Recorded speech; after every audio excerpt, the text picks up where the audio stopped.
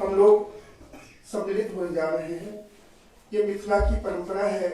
किसी भी कार्य के आरंभ में देवी आराधना प्रथम की जाती है।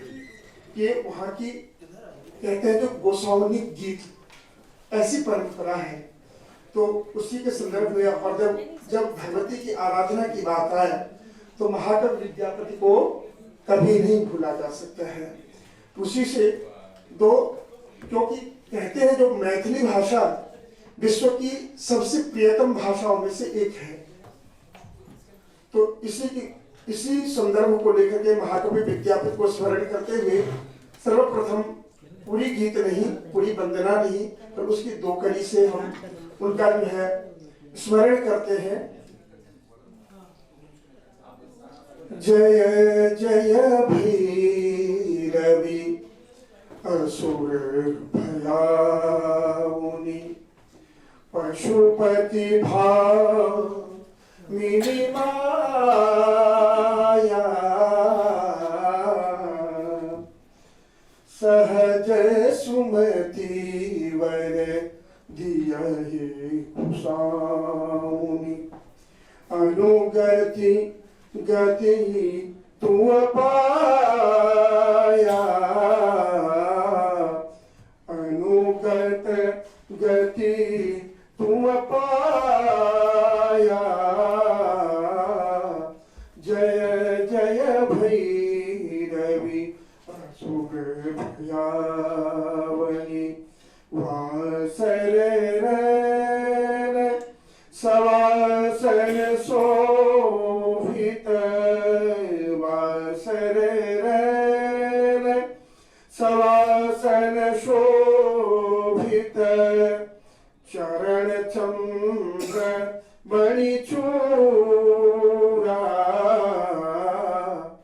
कतवो कदैत मारी मोह मेलली कतवो कदैत मारी मोह मेलली कतवो उगिली कनकूड़ा। जय जय भैरवी असुर भयाउनि पशुपति भामिनी माया भनहि विद्यापति तुम पद सेवक भनहि विद्यापति तुम पद सेवक पुत्र विसरु जुनि माता। जय जय भैरवी असुर भयावनि जय जय भैरवी असुर भयावनि। ये दरभंगा की वहाँ की कोई परंपरा है। तो किसी भी कार्य में किसी भी तरह की हो, परिचर्चा हो, कुछ भी हो, वहाँ की एक लौकिक परंपरा ये आदिकाल से चली आ रही है और इसमें विद्यापति का जो है भक्ति अनुपम स्मरणीय है। अब हम सर्वप्रथम आज की जो इस सभा है सभी जनों का सभी का नाम स्मरण करने में समय को व्यर्थ न करते हुए सभी को एक ही साथ अभिवादन करते हुए हम अपने लक्ष्य की ओर बढ़ते हैं। क्योंकि आज जो है मैथिली लिपि यह अत्यंत लुप्त सी होती जा रही है, जबकि इसकी इतिहास बहुत प्राचीन है और वह आज जो है बिल्कुल जैसे एक प्यासा चातक जो है एक स्वाति ऋतु के जल के लिए शायद लालायित रहती है, शायद उसी तरह से ये मैथिली भाषा की भी स्थिति हो चुकी है। इस संदर्भ में इन पदों के लिए और इन मैथिली स्वयं लिपि मिथिलाक्षरा को बचाने के एक संदर्भ में हमारे बीच में उपस्थित हैं बहन डॉक्टर सविता जी, जो कि दिल्ली विश्वविद्यालय से कार्यरत हैं और यहाँ उनकी सेवा हम लेना चाहते हैं। वो अध्यक्ष पद पे आकर के इस स्थान को सुशोभित करें।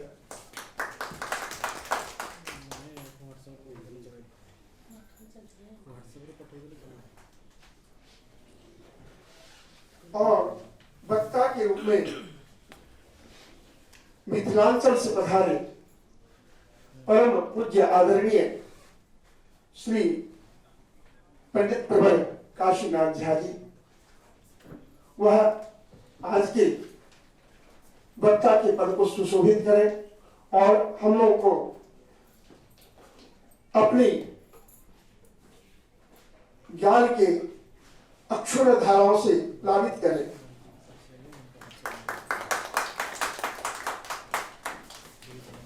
और भी हमारे कल भी आए उनके हमारे वक्ता यहीं पे हैं, उन लोगों के लिए एक छंद मैं करता हूँ। मैथिली में ही है, संरचना जो है इसमें हो सकते बहुत खामियां हो, पर जो भी है त्रुटि के जो क्षमा करते हुए।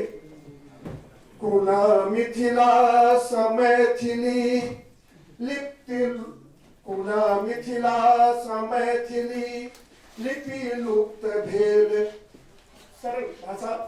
कोना मिथिला समैथिली लिपि लुप्त भेल, जेना सर्दी में पोखरिक कमल सुखी गेल। जेना मिथिला, जेना सर्दी में पोखरिक कमल सुखी गेल। एखन सावित्री लोक छोड़ी डॉक्टर सविता एली, लिपि ज्ञानों के पुंज सा धन्य धन्य करती।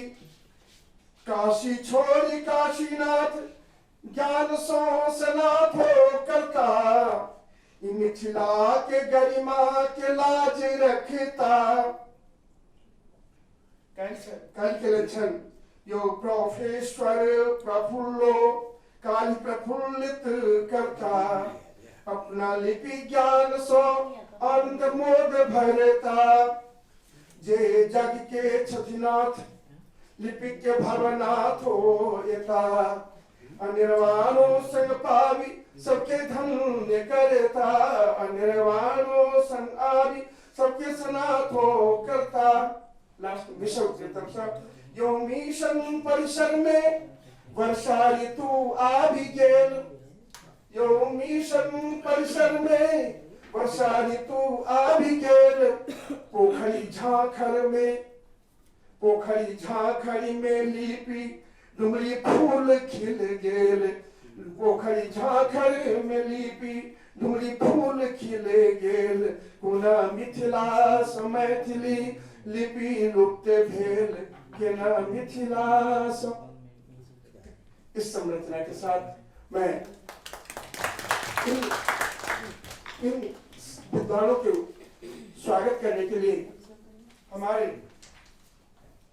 इस मिशन के कार्य में साथ दे रही श्रीमती मीनू खन्ना मैडम से प्रार्थना करता हूं, जो आकर के अध्यक्ष महोदया का जो है वस्त्रों के साथ, अंगवस्त्रों के साथ उनका सम्मान पुस्तक देकर के करें।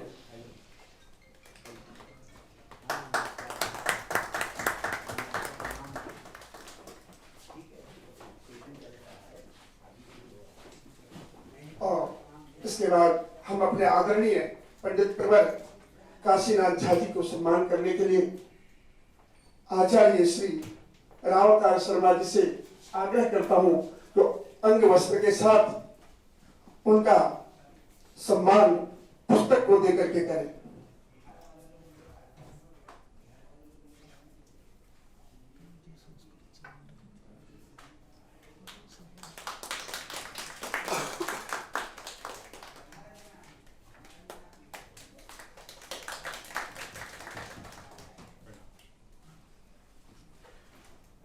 वैसे तो हम इन लोगों से ज्ञान लेंगे। वैसे मिथिला की जो मिथिलाक्षर है वह कालांतर में परिवर्तनशील रहा है। इस भाषा की एक अनुपम इतिहास है। ईसा 2003 ईसा में 2003 ईसा में ही हो से 203 ईसा में ही इसकी इतिहास पाई जाती है कि इस समय मैथिली भाषा बिल्कुल अपनी चरम सीमा पे थी, और उसी के कड़ी में वो जो है लगभग बहुत समय तक रही, विद्यार्थी काल तक ये चरम सीमा पे रही है मिथिलाक्षर। और आज के संदर्भ 2020 के बाद 2020 से ही इसमें हम लोगों ने देवनागरी लिपि का जो है हम लोगों ने एक अपनी व्यवहार के रूप में स्वीकार किया और मिथिलाक्षर को हम लोग धीरे धीरे धीरे धीरे खोते गए। और यहाँ कहते मिथिलाक्षर आज से इतिहास ये बताता है तो अपने बंगाली, उड़िया, असमी, नेपाली आदि और भी मगधी इत्यादि जितने भी आंगिक भाषा है ये सभी मिथिलाक्षर से परिपोषित है और उसी से उनका जन्म माना जाता है। कुछ विकृति के साथ उन्हीं में परिवर्तन हुआ है। तो आज इन्हीं संदर्भों में हमारे जो ज्ञान से उतप्रोत करके पंडित काशीनाथ झा जी उन्हीं को हम अब अगली कड़ी में उनको देते हैं तो अपने ज्ञान से हम लोग को आप्लावित करें और हम लोग श्रोता के रूप में यहाँ बैठ करके श्रवण करें। यही सबसे उचित परंपरा होगी। और इसी के साथ हम कहते हैं जो कि हम अपने सर नमस्ते सर, हमारा सर प्रयास होगा कि हम इस सत्र की समाप्ति 3:15 तक कर लें ताकि हम 3:15 में प्रस्थान करें ऑडिटोरियम के लिए। धन्यवाद।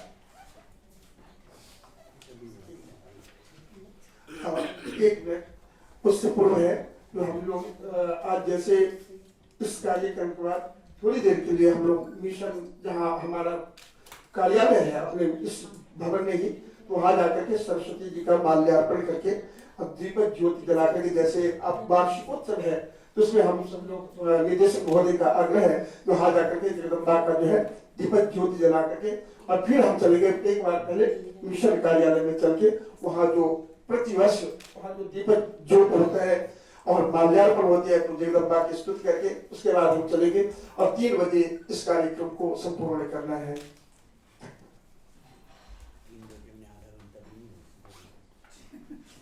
दिन दिन दिन दिन दिन धदिकत नदन नंदी मुरुजम द्रण द्रण द्रण द्रण घर घर रवम स्फुरत फू फू फू फू फणिपति फणापूत कृतिशतम शिवम भूयो भूया प्रथम नटनाट्यम दिशतु दिन दिन दिन दिन दिन धधिकत नदन नंदी मुरजम द्रण द्राण द्राण द्रण घर घर रवम स्फुरत फू फू फू फू फणिपति फणा फोत्कृति शतम शिवम भूयो भूयः प्रथम नटनाट्यं दिशतु वः। नमः सभाभ्यः सभापतिभ्यश्च।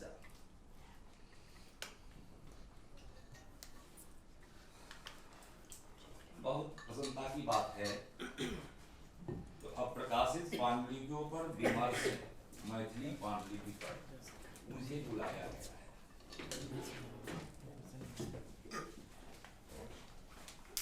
और इस पत्र में 4 बिंदु हैं।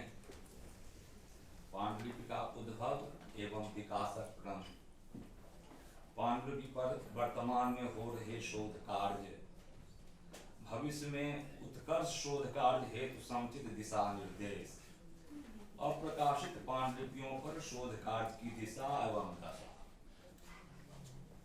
ये जो 4 बिंदु हैं इसमें हम तीसरा जो बिंदु है भविष्य में उत्कर्ष शोध कार्य हेतु समुचित दिशा निर्देश, ये अकेले हम नहीं कर सकते हैं, इसमें विद्वानों का विमर्श आवश्यक है। और मैथिली पांडुलिपि के संदर्भ में उद्भव और विकास के संदर्भ में बस 2 मिनट कहना है। और हम क्योंकि राष्ट्रीय पांडुलिपि मिशन जो है जब इसकी स्थापना हुई संजोग ऐसा रहा कि बिहार में 2 केंद्र स्थापित की गई, एक खुदाबख्श में, एक संस्कृत विश्वविद्यालय रामेश्वर सिंह दरभंगा संस्कृत विश्वविद्यालय दरभंगा में। तो वहां हमने काम किया, हमको चयन किया गया। Doctor Kishore Kumar vice chancellor थे, उस समय की बात है, 2003 की बात है, 2 या 3 की। तो उसमें हम जो काम किए हैं गांव में जाकर, कोई संस्था में जहाँ कैटलॉग मिला, अभी भवनाथ जी बैठे हैं, वो संधारी म्यूजियम का तो हमको कैटलॉग मिल गया, जो नहीं कैटलॉग बना वो हमको नहीं दिखाया गया, और वो बहुत श्रमसाध्य था जो था, वहाँ था डाटा मंत्री इतना दीजिए। तो हमने गांव में जा करके जहाँ दुष्कर कार्य है, अब जाना उतनी सुविधा भी नहीं, 2003 की ये मोबाइल ये नहीं था, ये दूसरा मोबाइल था, तो बेसिक फोन था, संपर्क किया, गए गांव घर पर, तुमने आज नहीं है, अब कल कहिएगा, तो जब आप आएंगे तो ठीक है। ऐसे कई बार जाना पड़ा, तो मिले तो काम किए। मैं हम डिटेल में आप बात करता हूँ। रही बात लिपि की, तो बौद्ध ग्रंथ है ललित विस्तर, पूर्व में चर्चा हुई है, उसमें 64 लिपि का वर्णन है, उसमें विदेह लिपि का वर्णन है। विदेह मतलब मिथिला, तो उसके बाद लिपि का नामांतरण में भी बहुत होता रहा, अभी मिथिलाक्षर से प्रसिद्ध है, पहले उससे भी तिरुता जो सो, तो उसमें काम होता रहा है। लिपि अभी तक लिपि जीवित है, मरा नहीं है। और हमको याद है 1980-81 ईस्वी तक हम लोगों में, समाज में उपनयन, विवाह, श्राद्ध आदि में किसी को हम निमंत्रण देते थे, तो उसमें चिट्ठी लिखने की परंपरा थी, जो हम तिरुता में लिखते थे, मिथिलाक्षर में लिखते थे। और उसमें भी जो जामाता हैं या समधी वर्ग हैं या भागिन हैं या समान कक्ष में हैं, तो कैसे हम संबोधन, किसको हम कैसे संबोधन करें, उसका भी परंपरा है। किसको हम परमाराध्य करेंगे, किसको हम हरिवराराध्य को सब संबोधन करेंगे, तो इसकी व्यवस्था मिथिला में 81 या 82 ईस्वी तक ये थी। जब से ये आ गया और आदमी का मन ये हो गया, अभाव हो गया, जो कौन जाएगा पत्र लेकर के, संजोग है अभाव हुआ था इसका, ये सुविधा हो गई, तो परंपरा लुप्त हो गई। अब वो चिट्ठी की परंपरा अब नहीं है, जो मिथिलाक्षर में हम लिख के किसी को भेजेंगे, आवश्यकता भी नहीं है। तो हम आते हैं वस्तुस्थिति पर। जो हमने जो काम किया गांव में जा करके, और बहुत ऐसे हस्तलेख हैं, अब कौन महत्वपूर्ण है कौन महत्वपूर्ण है उसका तो हम अकेले हम नहीं कर सकते हैं, क्योंकि हम तो सर्वशास्त्र के हैं नहीं। वो तो 4 आदमी मिलेंगे जिस विषय के हैं, अब ज्योतिष का कहीं मिला, कहीं दर्शन का मिला, कहीं व्याकरण का मिला, तो क्या है, और उस मैसेज को जब तक हम आद्योपांत पढ़ेंगे नहीं, तब तक तो उसको हम ये महत्वपूर्ण है कि ये महत्वपूर्ण नहीं है, ये निर्णय नहीं हम कर सकते। उस संदर्भ में हम करीब 10-12 जगह गए। सर्वप्रथम आपको बता दूं, जो 10 जगह में 4-5 जगह, एक मधुबनी जिला में मधेपुर जगह है, वहां महाउपाध्याय मुरलीधर झा थे, ज्योतिष के बहुत बड़े विद्वान थे, उनका घर है। उनके पौत्र थे ललन जी झा, और उनके घर में लगभग 1000 पांडुलिपि हैं। ये 2004-5 की मैं बात कर रहा हूं। तो वहां गए हम, संयोग से बहुत सम्मान किए। उससे पहले चूंकि वो पूर्वज का है, तो बहुत श्रम साध्य करके वहाँ मधेपुर हरपत सिंह महाविद्यालय है, वहाँ 3-4 विद्वानों को बुला करके उन्होंने किया जो किया। तो हमने जब देखा, तो उसमें देखा कि भाई इसमें तो देखते हैं व्याकरण का है, साहित्य का भी है, क्योंकि एक ही लिपिकार हैं, वो विभिन्न ग्रंथों की को लिखा, लिपिकार होते थे, लेकिन राइटिंग एक ही है, एक ही तरह का है, इंक एक ही तरह का है। उसने कर दिया, लेकिन मुश्किल हो गया, जब पढ़े हमने, ये तो संभव नहीं है, कैसे करेंगे। तब उसको हमने पेजिंग किया, पेज नंबर था उसको, पेजिंग भी गड़बड़, चूंकि वो मिथिलाक्षर में अंक का भी तो ये है, देवनागरी का जो अंक है सो अंग्रेजी मार्क का अंक जो है तो अतिरहोता का जो है अंक में अंतर है, उस हिसाब से हमको पहले उसको सीरियसली किए। चलो भाई पहले इसको तो उसको बहुत परिश्रम लगा, तो स्वाभाविक है परिश्रम साथ है, तो उसमें तो डाटा आप चाहेंगे महीना में 100 डाटा दे दीजिए, कहां से संभव है, तो एक ही जैसे तो संजोग है उसका काम किया, बहुत परिश्रम का, शिकायत भी हुई, संजोग है वहीं से कुणाल साहब वाइस चांसलर थे, उनको हमने फोन किया, सर यहाँ है हजारों पांडुलिपि है, उसमें तालपत्र भी अधिक है और बसहा कागज पर है, और ये उसके बाद जो कागज है जैसे जैसे निर्माण हुआ है अब वो सब में, तो उस समय पूर्व वाइस चांसलर चंद्रकांत शुक्ला जी थे, तो उनको धरा दिए फोन, आप कष्टा जी आप शुक्ला जी से बात कर लीजिए, हमने कहा दिए ठीक है, आप ऐसा कीजिए आप दरभंगा आ जाइए, यहाँ से हम चलेंगे रविवार, ठीक रविवार को गए हम लोग दोनों आदमी बाई कार गए, देखे वो हम, आप देखिए इसको हम क्या करेंगे, कहेंगे तो डाटा हम दे देंगे, लेकिन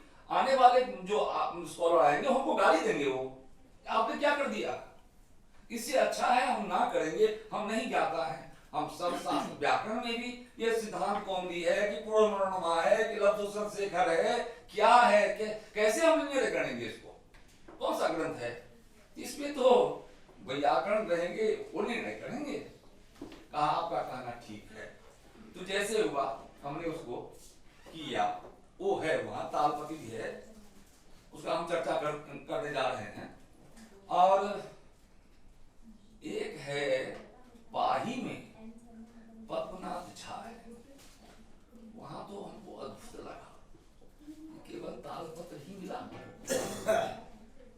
40 तालपत्र और पूर्ण सुरक्षित, हमको आश्चर्य लगा, हम जीवन में वैसे कहीं कहीं देख लेते हैं, हमारे घर में भी थे जो, तो कैसे रखा, लगभग कोई 400 वर्ष पुराना है, कोई 500 वर्ष पुराना है, कोई 350 वर्ष पुराना है, कई पीढ़ी चली, तो उसमें और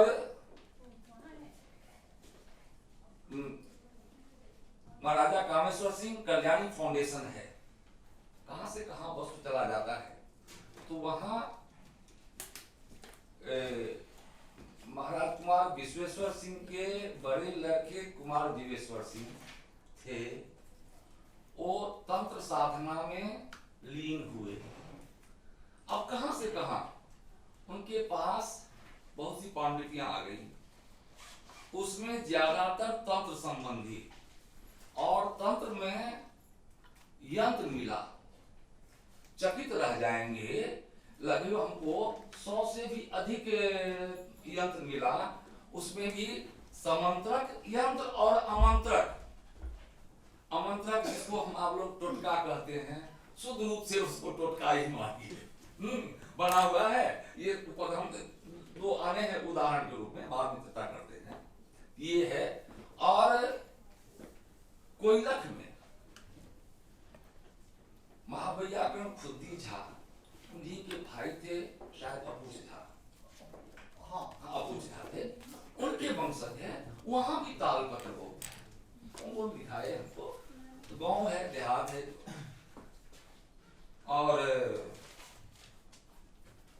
और एक जगह थोड़ा ही मस्किट मिला, एक जगह देखे हैं गीत गोविंदम संपूर्ण है, 400 वर्ष पुराना है, अब ये काम करना भी तो हो गया 20 साल, 15 से 20 साल, ये 2005 की बात है, तो गीत गोविंदम संपूर्ण है, लेकिन आद्योपांत पढ़े नहीं, उसमें टीका है कि नहीं है, लेकिन गीत गोविंद है, उसको अंत में क्या है, शुरू में क्या है, पंक्ति हम नोट कर लिए, हो गया, उसको आद्यंत लेना नहीं था, टीका नहीं है अफसोस सर पुराने पढ़ेंगे कैसे निर्णय कर देंगे, ठीक है, हाँ, लेकिन मोटी है, मोटी का हाँ, मतलब तो तो टीका यदि है, 10 फोलियो से कम है तब मूल मात्र है, हाँ, नहीं 10 फोलियो से ज्यादा है, 10 फोलियो से ज्यादा है, हाँ टीका तो है, यही 10 फोलियो से ज्यादा है, और एक अब डाटा में मेरा सब कुछ है, एक और देखिए पुस्तक है जो वर्णन है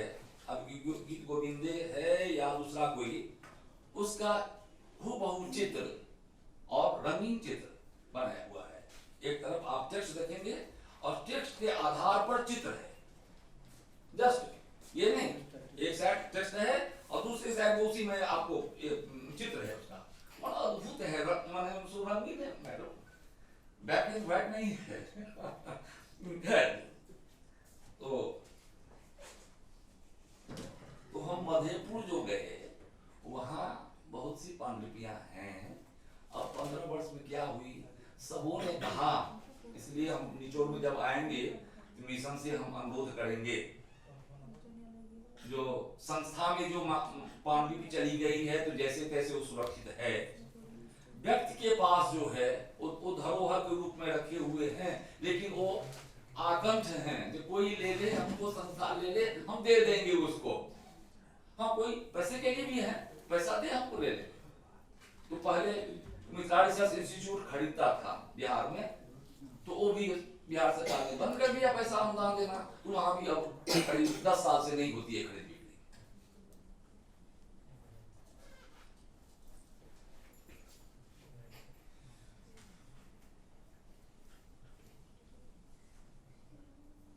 रंजी साहब, मधेपुर में जो मैस्क्रिप्ट है तो विभिन्न शास्त्रों से संदर्भित है, जैसे कर्मकांड कहें, श्राद्ध पद्धति है तालपत्र में, और हर पन्ने में पंक्ति 5 है, पन्ना 104 है, पृष्ठ दोनों पृष्ठ में है, 208 पृष्ठ हो गए,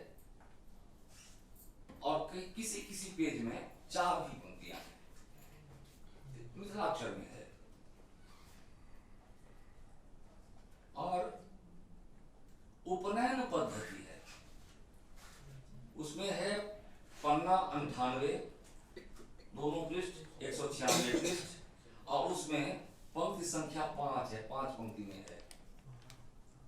उसी तरह उदयनाचार्य का किरणावली है, वो भी तालपत्र है, और उसमें भी 102 पन्ना है, 204 पृष्ठ, पंक्ति संख्या 4 है, कहीं कहीं 5 है, 7 भी है। और वर्षकृत, इस समय नहीं दिया हुआ था, इसलिए हमने समय नहीं नोट किया, जिस तालपत्र में और जो था समय था, समय भी नोट कर दिए। वर्षकृत है, तालपत्र है, पृष्ठ संख्या 96, पन्ना 96 पन्ना है, और समय 1656 ईस्वी उसमें लिखा हुआ है, शाके 1578, पंक्ति संख्या 5, उसमें पंक्ति 5 है। उसी तरह भगवत गीता है, वो कौन सा टेक्स्ट है? वर्षकृत समझिए कर्मकांड से निर्मित है, वर्षकृत सालों भर का जो आता है ना, वो उसमें परमाणिक का ये रहता है। जैसे अब दुर्गा पूजा पद्धति ले लीजिए, अब जो पर्व आता है क्या कहते हैं, मधुश्रावणी ले लीजिए, और सभी चीजें होते हैं, संस्कार नहीं रहते हैं, संस्कार अलग रहते हैं। रामचंद्र साहब को तो 20वीं शताब्दी में लीजिए, वो सब छोड़िए, रामचंद्र तो बहुत ये बनारस गए, वहां में चर्चा करते हैं, अभी हम पांडुलिपि की चर्चा करते हैं। भगवत गीता है, तालपत्र है, 94 पन्ना है, 188 पृष्ठ, पंक्ति 4 है उसमें, और प्रायश्चित कदम्ब गोपाल पंचानन का है, उसमें लिखा है, ये संपूर्ण है। उसमें शाके है 1654, पंक्ति संख्या 11, पृष्ठ संख्या 50, पन्ना 25, कहीं कहीं दुपिठा भी है, ये मिथिलाक्षर में है। और ऐसे ही जानकी सहस्रनाम स्तोत्र, ये देवनागरी में है, उसको हम चर्चा नहीं करते, लेकिन 1828 शाके उसमें लिखा हुआ है। उसी तरह व्याकरण में आइए, लब्ध शब्देन्दु शेखर है नागेश का, लिपिकार उसमें वहां चला नहीं, लेकिन पाणि सर्वणो लिखितम है। अब कौन से पाणी थे उससे आगे नहीं, वो नष्ट है। लघु या लब्ध है? लघु शब्द, हाँ, लघु शब्देन्दु शेखर है ना। शाके उसमें लिखा है 1256, उसमें पंक्ति संख्या 9 है, पन्ना 380, पृष्ठ पूरा 760, लिपि मिथिलाक्षर है। ये सब प्रकाशित है कुछ भी इसमें? अब ये कैसे कहेंगे? हाँ, ये सारे ग्रंथ बहुत से गाने प्रकाशित हैं, लेकिन पांडुलिपि है। आपके घर में है, मेरे घर में है, इनके घर में है। अब बहुत से किताब प्रकाशित हैं। अब प्रकाशित वो आते हैं बाद में, प्रकाशित पुस्तक भी है, उनकी पांडुलिपि नहीं मिलती है। आप कहीं खोजिए। अब बहुत सी बात है ना, प्रेस में दब गया, प्रकाशित हो गई, लोग उससे उदास हो गए, अरे किताब तो छप गया ना, चलिए पांडुलिपि गया तो गया, जाने दीजिए। ऐसे भी अब हर तरह की घटना होती है जो बाढ़ भी होता है, बाढ़ में तो और बाढ़ भी होता है। उधर बाढ़ का लगा है। विदग्ध मुख मंडनम है। अब ये है, ये मिथिलाक्षर में है, टीका सहित है, पन्ना 6, वो बहुत पतली है। उसी तरह राधा विनोद टीका है, महाउपाध्याय विद्याधर मिश्र का, ये संपूर्ण है। हाँ, ये अप्रकाशित है। हाँ, तो जो है तो आप पहले बता दें, हम ये नहीं कर सकते, लेकिन है राधा विनोद टीका है उसका, महाउपाध्याय विद्याधर मिश्र का। राधा विनोद दरअसल गीत गोविंद की टीका है। हम टीका है ये। और राधा विनोद और वहां और प्रारंभ में लिखा है महाउपाध्याय श्री मिश्री, ये थे महाउपाध्याय मिश्री नंद का बालक, महाउपाध्याय विद्याधर मिश्र। हाँ हाँ, उनके पिताजी। और कर्पूर स्तोत्र, ये भी मिथिलाक्षर में, उसमें भी लिखा जो है, गदाधर भट्टाचार्य विरचित, व्युत्पत्तिवाद गदाधर कृत, ये हस्तलेख है। और ये लिपिकार है मुरलीधर झा, वही खुद लिखे हैं। उसमें समय है 1805 के 1883 ईस्वी।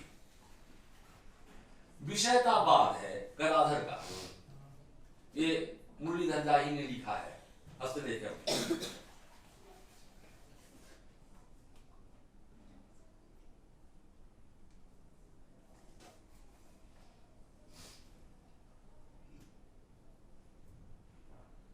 और मंत्र महौषधि है, महीधर का, महोदधि, हाँ सॉरी, महोदधि है, महीधर का है।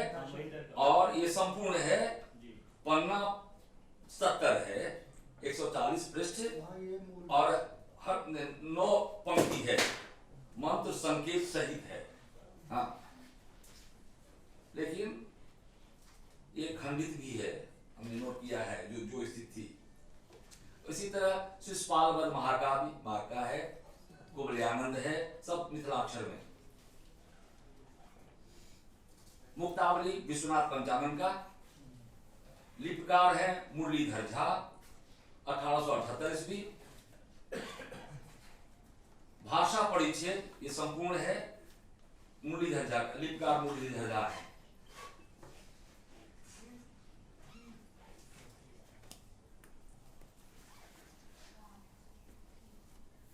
उसी तरह छंदोगानम तर्पण विधि, ये सब तो है।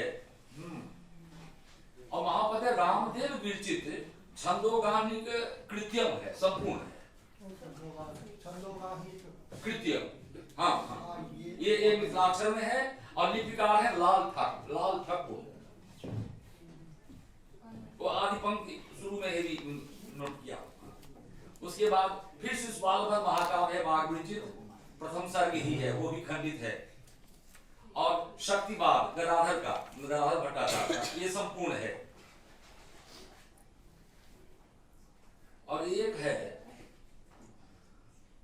दुर्भिचारादि ग्रहोपोत निर्णय, ये कौन सा? ये है दुर्भी,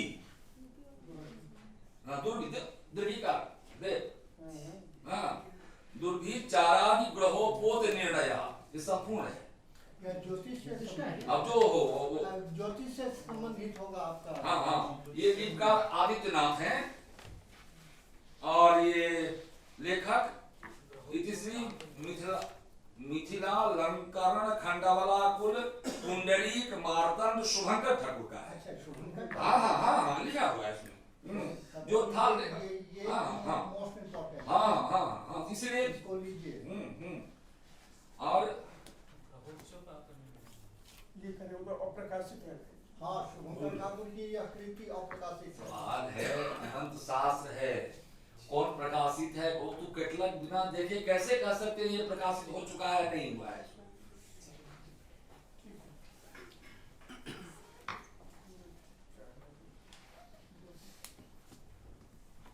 और विशिष्ट वैशिष्ट बोध विचार है, ये संपूर्ण है मिथिलाक्षर में, ये दर्शन का है। और अवयव दिधितम माधुरी संपूर्ण है ये भी दर्शन में, दर्शन का है। हाँ उसी फिर है साधनता पक्षकारो कृतम माधुरम, ये छोटा है, 56 है, मिथिलाक्षर में है, गीतकार आदित्यनाथ है। और एक उसी में काक चरितम है, चरितम संपूर्ण है। और शिवाचरितम, शिवापद भी होता है, वो उससे भी है क्या है पता नहीं, वो तो पूरा जब तक टेक्स्ट का पढ़ेंगे नहीं तो कैसे पता चलेगा। और शिवाचरितम नहीं, और शालेधिकारे पौष्टिकम नाम यंत्रम, ये भी है।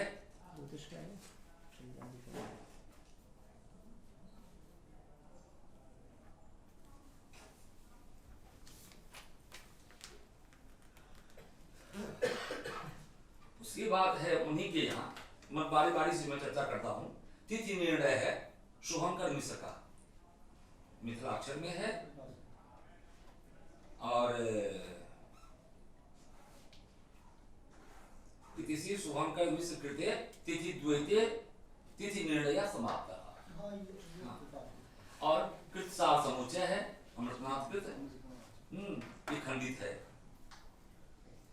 और मिताक्षरा याज्ञवल्क्य का है, मुरलीधर जा।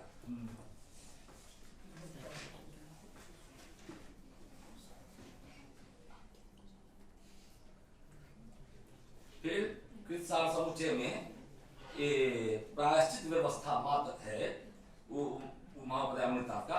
और वंशीधर झा लिपकार है। इसी तरह व्याकरण भूषण सार है, प्रायश्चित निर्णय है, अनंत भट्टाचार्य कृत, ये मिथिलाक्षर में है।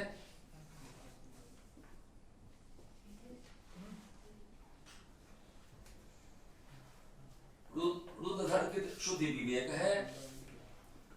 और कौंड भट्ट कृत शब्द कौस्तुभ है, ये सब संपूर्ण है। और पतंजलि का महाभास प्रदीप।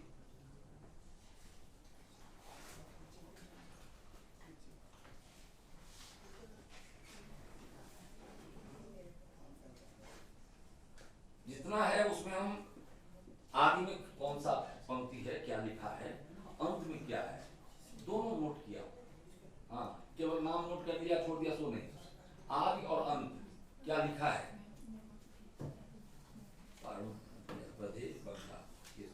लघु शब्द मनोरमा ये खंडित है। और स्तोत्र ग्रंथ पुराण कार्तिक माह में ये एक हठ प्रदीपिका है,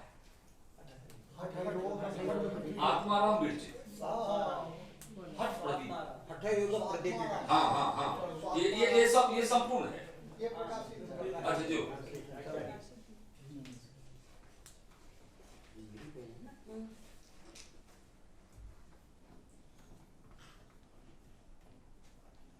कृष्णदत्त का चौर पंचाशिका है, वो भी मिथिलाक्षर में चौर पंचाशिका। तो बिल्हन की है चौर पंचाशिका जी, बिल्हन की चौर पंचाशिका चौर पंचाशिका है जी जी, वो बिल्हन की चौर पंचाशिका की ही श्रृंखला में मिथिला के 19वीं शताब्दी के एक बलाकुल में ही महाकवि हुए हैं, उन्होंने उसी परंपरा का निर्वहन करते हुए अपना काव्य लिखा है। ये राजग्राम वाले हैं। ये भी है तो, लेकिन स्पष्ट जरा नहीं। ये कालिदास विरचित श्रुतबोध है, श्रुतबोध है। हाँ, वो प्रकाशित भी है। 54 का वो वहाँ प्रकाशित है। प्रकाशित नहीं है। प्रकाशित है। इसकी पांडुलिपि मेरे घर में भी है, जरूरत होगी तो मैं दे दूँगा। और इस चौथा कौन है? 54 है। श्री कृष्ण सिंह ठाकुर राजग्राम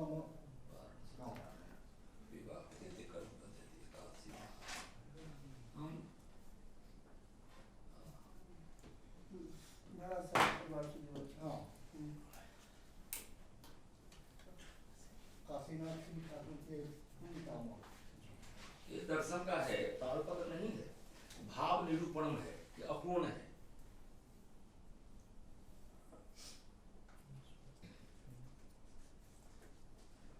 राधा महात्म्यम है। हाँ, ये राधा महात्म्यम लेकिन अपूर्ण है, संपूर्ण नहीं है। अननोन लेकिन टेक्स्ट पर। हाँ, हाँ, हाँ। इम्पोर्टेंट राधा महात्म्य।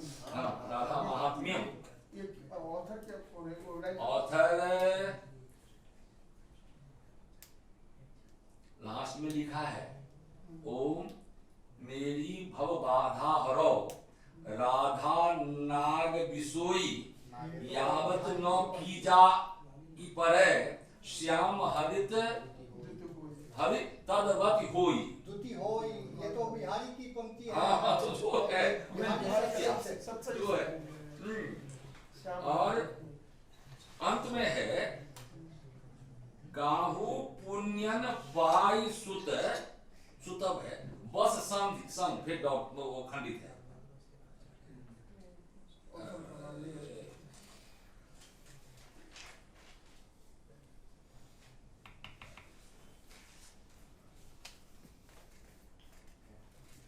और मैथिली में भी है और गीत है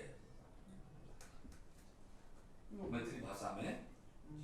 आदि है पठा वही शिवलोक जम को तहा नहीं पो। अंत है वरन ऐसन सरदार के ही विधि सोमा ताहि को। 3 गीत है उपलब्ध है। और दूसरा गीत है गीत बिहार, संपूर्ण है। हाँ, राग बिहार होगा और क्या। हाँ, हाँ। और गीत विष्णुपद ये भी संपूर्ण है, बसा कागज पर है। बसा का अर्थात भोजपत्र नहीं। देखिए ये भी है, हम तो उस पर तो सारे भगवान बैठे हैं। तब मिथिला में सबसे प्राचीन तालपत्र ही है। तालपत्र के बाद आप बसहा कागज, बसहा कागज के बाद भी एक दूसरा कागज हुआ। उसके बाद ये कागज, इसकी जब उत्पत्ति हुई तभी इस पर आया। इसमें तो बहुत, इसको क्या कह सकते हैं, 19वीं सदी में कह सकते हैं कंपनी मेड पेपर। इसको क्या कह सकते हैं, ये तो 18वीं शताब्दी में नहीं मिलता था। ये तो कागज में ही है। हाँ, ये तो बहुत नवीन है ना। ये अति नवीन। हाँ। बसहा कागज एक तो हैंडमेड होता है जिसको हाँ। उसको बसहा कागज। उसमें भी हम देखे हैं बसहा कागज पर ऐसे मैस्क्रिप्ट है जिसे हम छापा कहते हैं। छापा में भी मैस्क्रिप्ट है। अब छापा को आप हस्तलेख कहेंगे ना कहेंगे ये तो विद्वान विमर्श करेंगे, लेकिन छापा है, प्राचीन है, लेकिन छापा है। अब छापा का क्या विधान था पता नहीं, वो हम नहीं कहेंगे। वो हम नहीं कहेंगे। प्राचीन है, प्राचीन तो समय कहता है ना। समय है तो हम कहेंगे प्राचीन है। 300 साल पहले वो प्राचीन को नहीं मानेंगे। 1771 से वो आरंभ हुआ है। उसकी विधि 1771 में आरंभ हुई है। उस पहली बार ये उस गीत में गीत विहाग है, गीत विष्णु पद है, ये सब सारे कृष्ण गीत है, सब बसा कागज पर है। मैथिली में है सब। गीत विष्णु पद है, उसके बाद स्तोत्र है, 15 मिनट से से ठीक है कह दीजिए हाँ नहीं कभी अतिरिक्त बैठा हाँ, समय से ठीक है समय से। इसी तरह भी ये तो इनके यहाँ बहुत सारे मैस्क्रिप्ट हैं अभी भी हैं और उसके बाद हम आते हैं कहते हैं 1000 लगभग मैस्क्रिप्ट हैं इनके पास।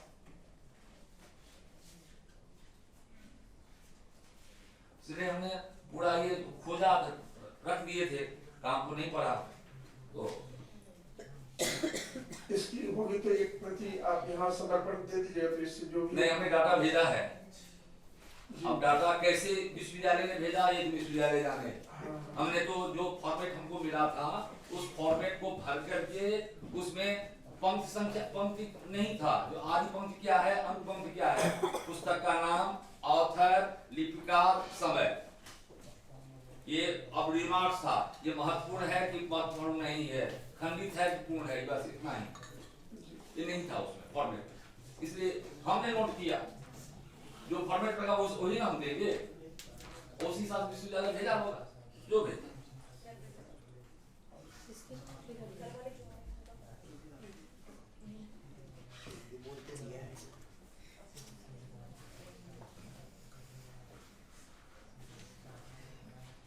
तीन बजे से नीचे भी कार्यक्रम है उसका भी है, इसलिए जो है हाँ इसको सूत्र रूप में आप समेट रखिए। सूत्र रूप में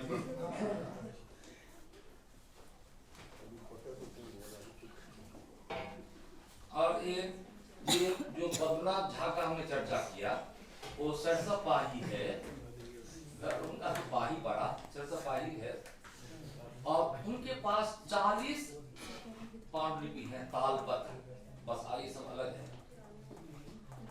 इसमें हम कल भी चर्चा किए थे, वहाँ अभी सबसे प्राचीन वयोवृद्ध डॉक्टर सगेंद्रनाथ झा इंस्टीट्यूट से रिटायर्ड डॉक्टर किशोरनाथ झा जी हैं, अंतरराष्ट्रीय ख्याति विद्वान हैं।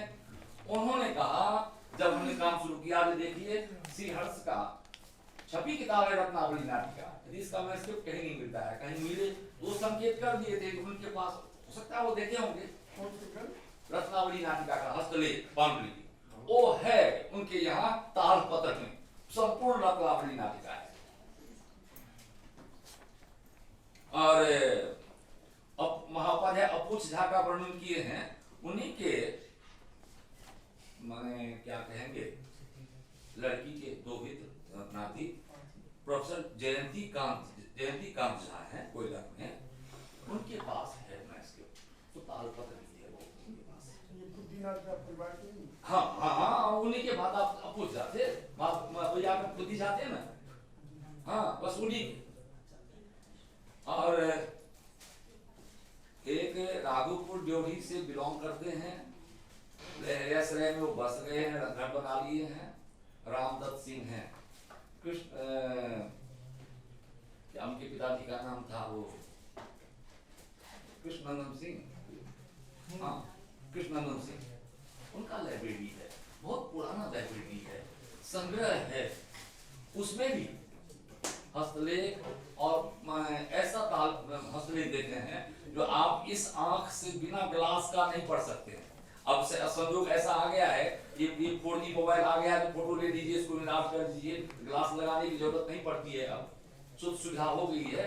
जब हम काम करते हैं उसके लिए ग्लास लेना पड़ा, नहीं कैसे लिखे वो आश्चर्य है वो है उनके पास। और लेटेस्ट में कल्याणी फाउंडेशन में है मैन्युस्क्रिप्ट और इंक का ध्यान, अब इंक पर भी चर्चा हुई, तो ये लगभग 18वीं शताब्दी के अंत के लिए 19वीं शताब्दी के प्रारंभ के कैसा इंक बनाने में कहीं ना कहीं गड़बड़ी हुई। आप कहेंगे क्यों गड़बड़ी हुई? अब जो है, अब उसमें जो केमिकल मिला हो, क्योंकि मैन्युस्क्रिप्ट है उसको यदि छू लेंगे, जो अक्षर मिला अक्षर ही गिर जाएगा और कागज वैसा ही रहेगा। हाँ ये घटना तो वो प्रत्यक्ष प्रमाण है, जो ऐसा मैन्युस्क्रिप्ट है कागज पर है, काला इंक में है, तो हमने कहा हो सकता है केमिकल हो गया तो दूसरा नहीं होता है, लेकिन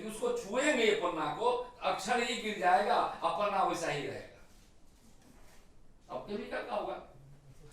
और मैं समय कम है, हम भी कर रहा हूं और एक बात दिखा करके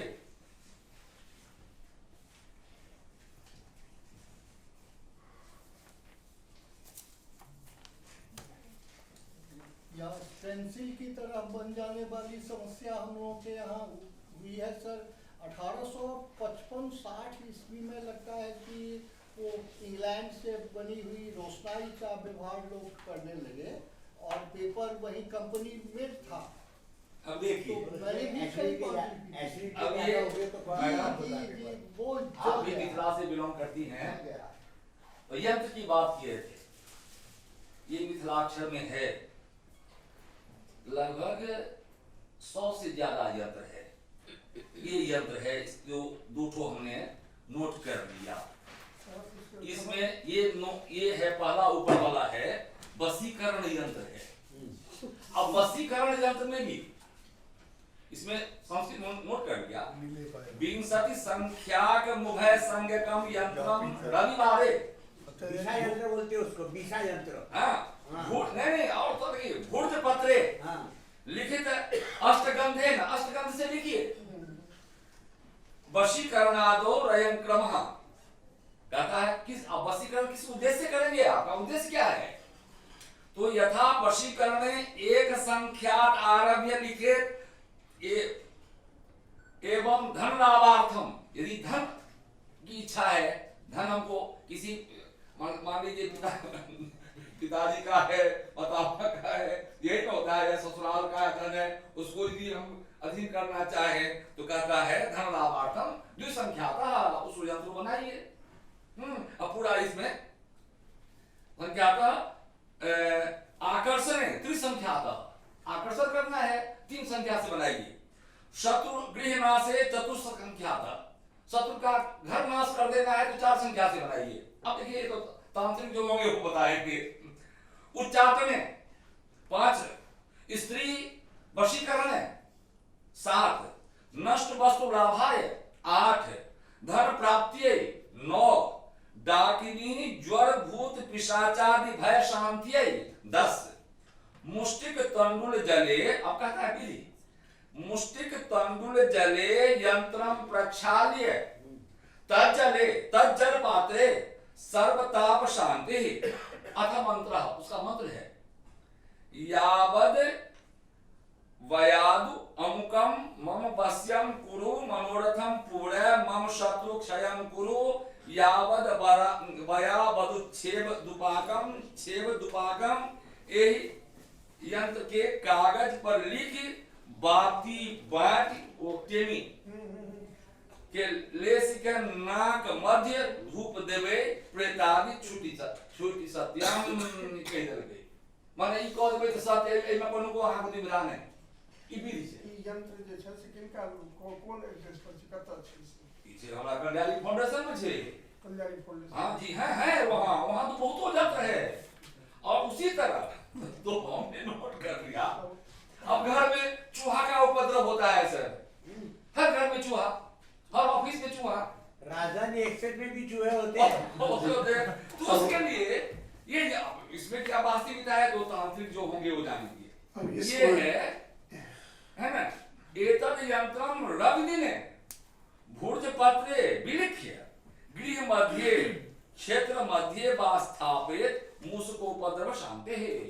अब इसको यही विराम कीजिए, आगे की जो है अब अध्यक्ष महोदया जी से निवेदन है जो अपनी 1 मिनट में मैं समय लूंगा। मेरा राष्ट्रीय पांडु मिशन से निवेदन है, क्योंकि मैं बहुत पहले से जुड़ा हूं इससे, इसमें बंद हो गया तो मैं भी स्वाभाविक दूसरे काम में लग गया, रिसर्च वर्क में। तो ये ऐसी व्यवस्था करे जो तहे दिल से काम हो, वास्तविक काम हो, और उसमें केवल लिप जान लेने से काम नहीं चलता है, शास्त्र भी आना आवश्यक है। बिना शास्त्र का लिपि जान ले, क्यों आप कहेंगे क्यों? लिपिकार हुए हैं, हम देखे हैं बहुत से मैथ्स के, उसमें बहुत अशुद्धियां हैं, लिपकार, आप लिपकार हो गए, हम लिपकार हो गए, हम लिखे हैं हर्षिकार दीर्घिकार में, 100 में तंस्व तालुष्व में, जहाँ तालुष्व होना चाहिए वहाँ तंस्व है। ये लिपकार की अज्ञानता कहिए कि भ्रम कहिए, जो कहिए, तो वहाँ विद्वानों की आवश्यकता है। मिशन इसीलिए इस संगोष्ठी का आयोजन किया है कि इसी संदर्भ में विचार विमर्श हो। मिशन जहाँ अक्षम है व्यक्ति, उनके पास धरोहर है, तो मिशन खरीदे उस पांडुलिपि को, इससे की व्यवस्था करें, इसी के सामने भी आएगा। धन्यवाद।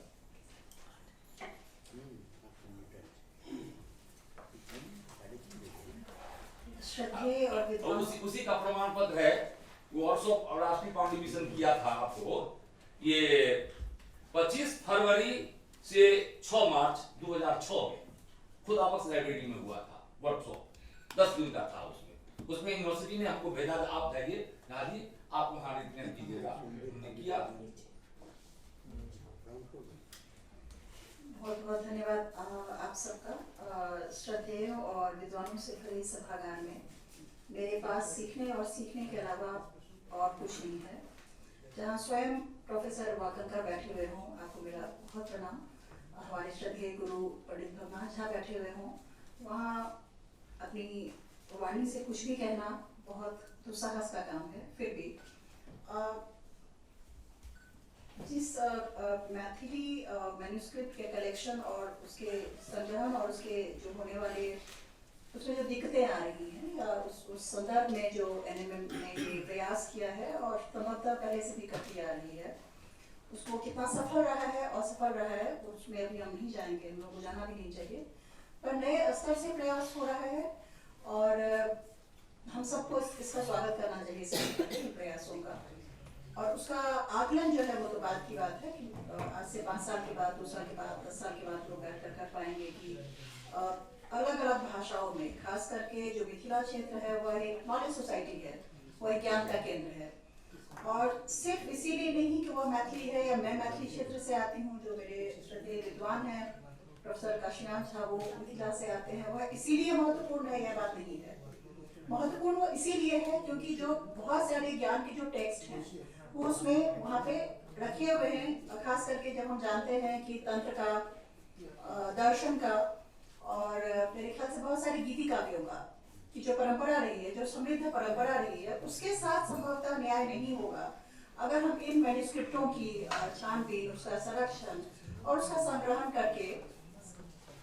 पर मसला ये है कि बात सिर्फ यहीं तक नहीं है कि हम संग्रहण कर लें, आइडेंटिफाई कर लें, उसकी डेटिंग कर लें, उसके बाद क्या। जो सबसे बड़ी समस्या ये है कि इन सारे ही प्रयासों के बाद उसका क्या हो रहा है, तो गत्वा वह जो ज्ञान है वह कहाँ तक ट्रांसफर हो पा रहा है। जैसे अभी कुछ दिनों पहले JNU में जो संस्कृत केंद्र है, वहाँ के बहुत बड़े विद्वान हैं प्रोफेसर रमानाथ झा, उनसे बातचीत हो रही थी हमारी, और उन्होंने जो MRI है, रिसर्च इंस्टीट्यूट है, उसमें बहुत सारे तकरीबन 1500 के ऊपर जो न्याय के मैन्युस्क्रिप्ट है वो वहाँ पे संग्रहित हैं। आप उनको एक्सेस नहीं कर सकते हैं, एक्सेस नहीं कर सकते मतलब हम बैठ के पढ़ सकते हैं, वो भी एक्सेस बहुत आसान नहीं है और वो नष्ट प्राय हो रहा है।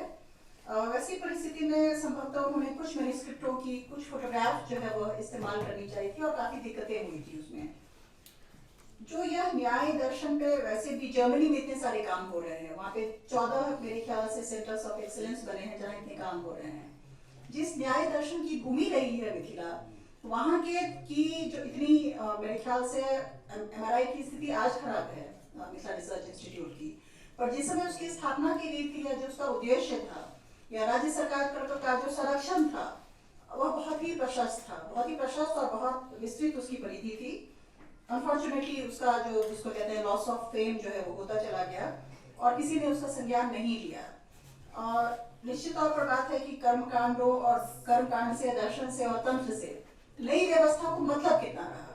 अगर आपको जिस यूटिलिटेरियन एज में हम रह रहे हैं, जहाँ अगर कोई चीज़ आपके आवश्यकता की है तो वह तुरंत जो है मेरे ख्याल से उस ज्ञान का संरक्षण और उस ज्ञान का जो है वो आसान हो जाता है या लोग करते हैं।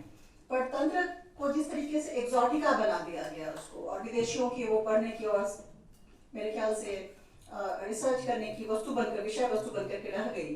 वैसी परिस्थिति में तंत्र दर्शन और खास करके जो गीति काव्य परंपरा की जो भूमि और इन मैन्युस्क्रिप्ट में जो लिखे हुए वो सारी जो विषय वस्तु थे वह किसकी इंटरेस्ट का केंद्र रह गए, मेरे ख्याल से मसला ये है। दूसरा ये है कि हम बार बार मैथिली कहा जा रहा है, सिर्फ मिथिलाक्षर नहीं कहा जा रहा है। तो बहुत सारे जो यह सिर्फ राष्ट्रीय मिशन का मसला नहीं है, यह एक अंतर्राष्ट्रीय, क्योंकि 2 सॉवरेन कंट्रीज के बीच में हम जानते हैं कि नेपाल का एक बहुत बड़ा क्षेत्र जो है वह नेपाल एक सॉवरेन कंट्री है, पर चूंकि मैथिली का एक बहुत बड़ा ज्ञान क्षेत्र जो है वो नेपाल भी रहा है, तो वैसी परिस्थिति में जो वहाँ पे नेवारी स्क्रिप्ट में हम सब जानते हैं कि एक समय हुआ करता था मल्ल शासन के, खास करके जो उनका शासन था, चूंकि उन्हें लेजिटिमेसी और वैलिडिटी जो है वह कर्नाट वंश के माध्यम से चाहिए थी, इसीलिए काठमांडू से लेकर के जो एक वर्णन है उसमें प्रोफेसर रामावतार यादव की एक किताब है, उसके अनुसार काठमांडू से लेकर के आसाम तक इसका स्ट्रेच बहुत बड़ा था। और मैथिली का जो टर्म वो यूज करते हैं कि इसका मेलिफ्लुअसनेस, जिसका मीठा आज भी हम कहते हैं कि कितनी मीठी बोली है, और इसीलिए उसका एडॉप्शन जो है खास करके जो राधा कृष्ण संप्रदाय के जो गीति काव्य वाले जो सारे ही वो समुदाय थे, उन्होंने मैथिली को बहुत तेजी से अडॉप्ट किया। तो इसीलिए ये सिर्फ एक राष्ट्रीय विषय वस्तु नहीं होकर के एक अंतर्राष्ट्रीय मेरे ख्याल से प्रयास की भी विषय वस्तु है। दूसरा कि नमामि का जो मेरे ख्याल से NMF का जो कार्य क्षेत्र है वह यूनिवर्सिटीज के बीच में, जैसे मान लीजिए JNU से संस्कृत केंद्र से कोई काम करना चाहते हैं और उनकी मैन्युस्क्रिप्ट कहीं और फंसी हुई जहाँ जाकर वो एक्सेस नहीं कर सकते हैं, इस पूरे ही मेरे ख्याल से सारे मैन्युस्क्रिप्ट को संकलन करके उसका डिजिटाइजेशन करके और उसके बाद उसको उपलब्ध करवाना जो है नमामि का मेरे ख्याल से एक कार्य होना चाहिए। पर मसला ये है कि इसमें टीथ नहीं है, नमामि के पास टीथ नहीं है, मैंडेटरी वो नहीं बना सकता है चीजों को।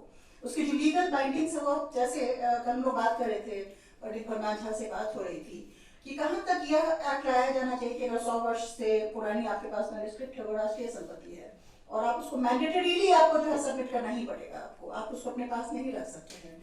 एक और मसला है खास करके मिथिला क्षेत्र में कि वह एक जलीय इलाका है, तो वहाँ पे जो मैन्युस्क्रिप्ट का जो क्षरण है वो बहुत तेजी से होता है।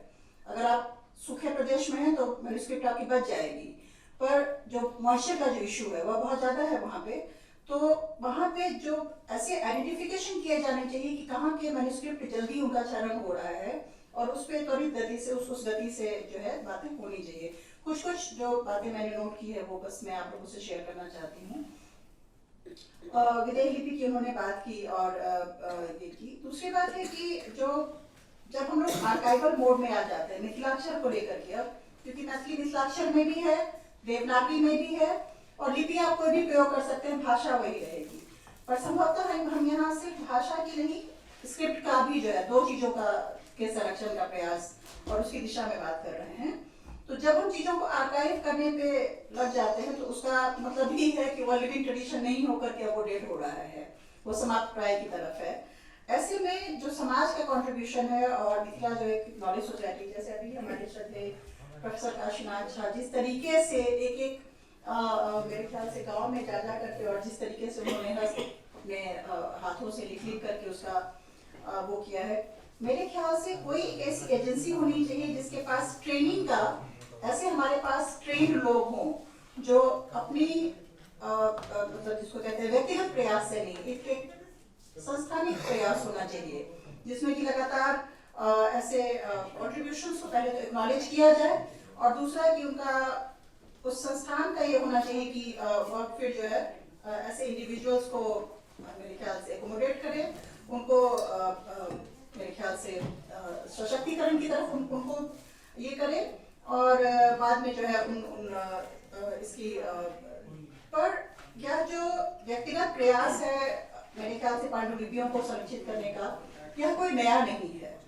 ऐसे में एक कथा है हमारे बीच में, बहुत ही मेरे ख्याल से लोकप्रिय नहीं है, पर स्त्रियों का क्या भूमिका हो सकती है, या फिर स्त्रियों नहीं कह करके एक नागरिक की जो मिथिला की हैं उनकी क्या भूमिका हो सकती है अपनी ज्ञान परंपरा के प्रति।